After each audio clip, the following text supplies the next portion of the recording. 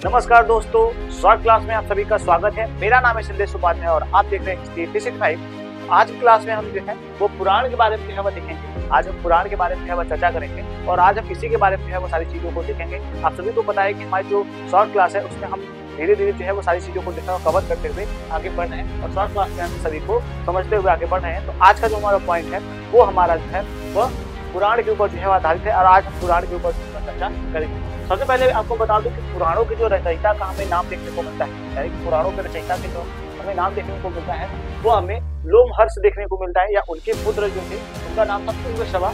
वो जो है वह कह सकते हैं कि पुराणों के जो है वो निर्माता हमें देखने को मिल जाते हैं।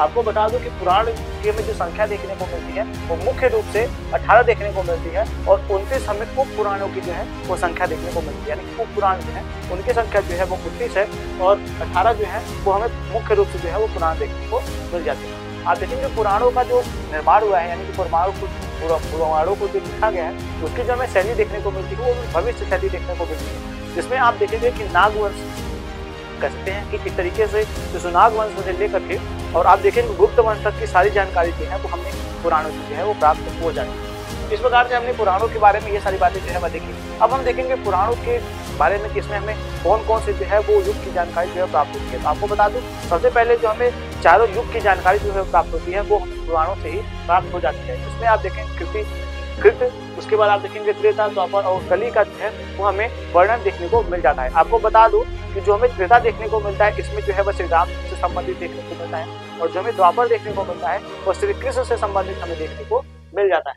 इस प्रकार से हमें आप देखेंगे पुराण में ये सारी चीजें जो है हमें प्राप्त हो जाती है। अब देखेंगे कि इतिहास की दृष्टि से, यानी कि इतिहास की दृष्टि से अगर हम चर्चा करें तो जो पुराण है वो काफी ज्यादा महत्वपूर्ण हमें देखने को मिलते हैं, क्योंकि आपको बता दूं कि पुराणों में आप देखेंगे कि एक वंशानुगत जो है वो हमें समय जो है वो देखने को मिलता है, यानी कि वंशानुगत जो है वो हमें समय देखने को मिलता है, उनकी जो विशेषता देखने को मिलती है वो हमें पता चल जाती है। आपको बता दूं इसमें हमें वंशावलियां जो है वो शासकों की जो है वो प्राप्त हो जाती है।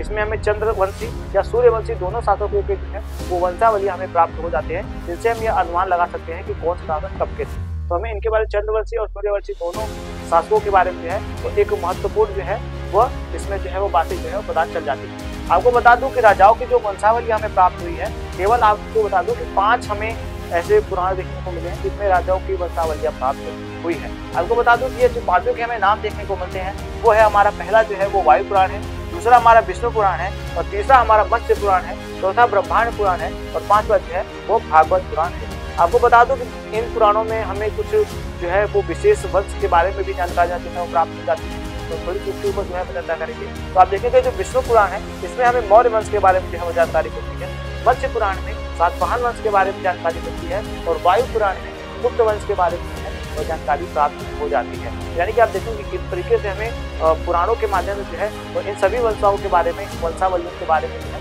वो महत्वपूर्ण जानकारी वो प्राप्त हो जाती है। अब हम चर्चा करेंगे थोड़ा सा मत्स्य पुराण के ऊपर। तो आपको बता दूं कि मत्स्य पुराण जो है वो सबसे अधिक जो है वो प्राचीन है और सबसे अधिक जो है वो प्रमाणित है, यानी कि सबसे ज्यादा प्रमाणित और सबसे ज्यादा प्राचीन जो है वो हमें मत्स्य पुराण जो है वो देखने को मिल जाता है। इसमें आप देखेंगे कि वास्तुशास्त्र जो प्राचीन आचार्य थे, यानी कि वास्तुशास्त्र जो वास्तुकला के हमें आचार्य देखने को मिलते हैं उनके नाम और जो ब्रह्माक्षर परंपरा के उल्लेख है वो हमें इसमें जो है वो प्राप्त हो जाता है। इस प्रकार से हमें आपको बता दूं कि ये सारी जानकारी जो है वो हमें मत्स्य पुराण में देखने को मिल जाती है। अब हम अग्नि पुराण के बारे में चर्चा करेंगे। तो आपको बता दूं इसमें राजतंत्र के अंदर के साथ साथ जो है वो कृषि संबंधित जो विवरण है वो हमें अग्नि पुराण में जो है वो प्राप्त होता है। यानी कि अग्नि पुराण में आप देखेंगे कि राजतंत्र के साथ साथ जो है वो कृषि संबंधित जो है वो विवरण इसमें जो है वो प्राप्त हो जाता है।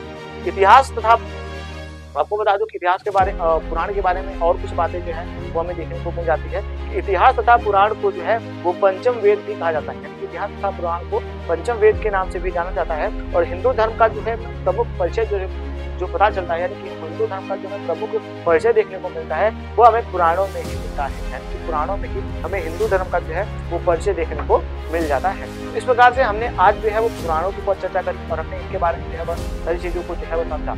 आपको ये क्लास कैसी लगी कमेंट सेक्शन में जरूर बताइएगा। उम्मीद करता हूँ कि आपको ये जो क्लास है वो कुछ ना कुछ जो है वो सीखने के लिए जानकारी जरूर जो है प्रदान करेगा। तो आपको ये क्लास कैसी लगी कमेंट सेक्शन में जरूर बताइएगा और अगर चैनल पसंद आया हो तो लाइक करें, शेयर करें, कमेंट करें और अपने दोस्तों के साथ इसको जरूर शेयर कर लें। चलिए आपसे मिलेंगे नेक्स्ट क्लास में। चलते हैं, जय हिंद।